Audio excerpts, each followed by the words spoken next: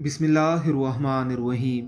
मैंने एक सहाबिया रज़ी अल्लाह ताला अन्हा का एक अजीब वाक़या पढ़ा है कि एक सहाबी रसूल सल्लल्लाहु अलैहि वसल्लम रात को अपने घर में आराम फरमा थे और उन्हें प्यास लगी तो उन्होंने अहलिया से पानी मांगा। उनकी अहलिया सहाबिया औरत थी।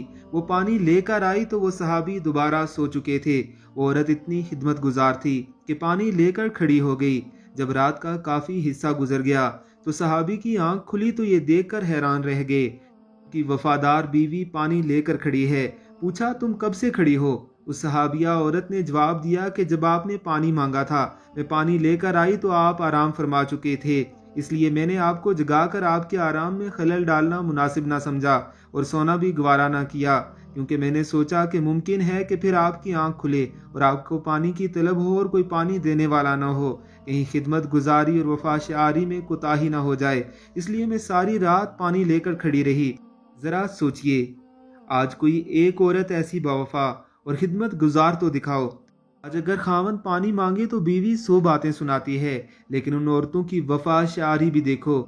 उस औरत ने यह कहा कि मैं सारी रात खड़ी रही तो उस सहाबी की हैरत की इंतहा न रही। वो फौरन उठकर बैठ गया और अजीब खुशी की कैफियत में अपनी बीवी से कहने लगा, तुमने खिदमत की इंतहा कर दी है। अब मैं तुमसे इतना खुश हूँ कि आज तुम मुझसे जो मांगोगी मैं दूंगा। सहाबिया ने कहा कि मुझे किसी चीज़ की ज़रूरत नहीं, बस तुम राज़ी और खुश रहो। लेकिन जब सहाबी ने बार बार इसरार किया तो औरत ने कहा कि अगर ज़रूर मेरा मुतालबा पूरा करना है, मेहरबानी करके मुझे तलाक दे दो।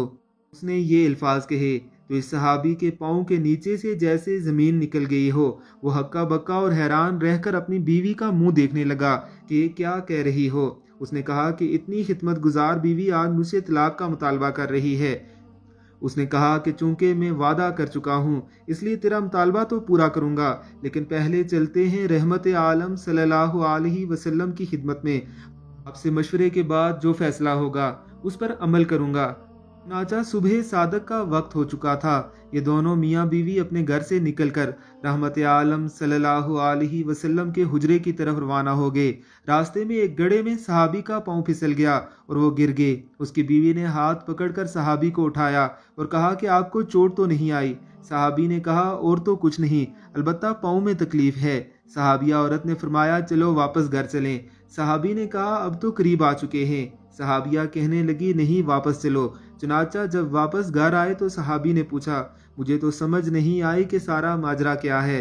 सहाबिया ने कहा कि मसला ये है, मैंने किसी से सुना कि जिसे सारी जिंदगी में कोई तकलीफ ना हो उसके ईमान में शक है, कि जो भी ईमानदार होता है वो ज़रूर तकलीफ में आजमाया जाता है। मुझे तो आपके साथ रहते हुए 15 साल का अरसा हो चुका है, लेकिन आपको कभी सर में भी दर्द नहीं हुआ, इसलिए मुझे शक हो गया और मैंने सोचा कि ऐसे आदमी के निकाह में रहने का क्या फ़ायदा जिसका ईमान मशकूक है, इसलिए मैंने तलाक मांगी। लेकिन जब रास्ते में आपके पाँव में चोट लगी तो मेरा शक रफ़ा हो गया कि अल्हम्दुलिल्लाह आप तकलीफ़ में आजमाएंगे और आपने इस तकलीफ़ पर सब्र किया।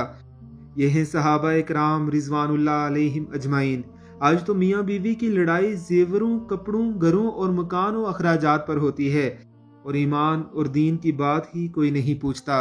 अल्लाह हम सबको हदायत अता फरमाए। आमीन सुमा आमीन।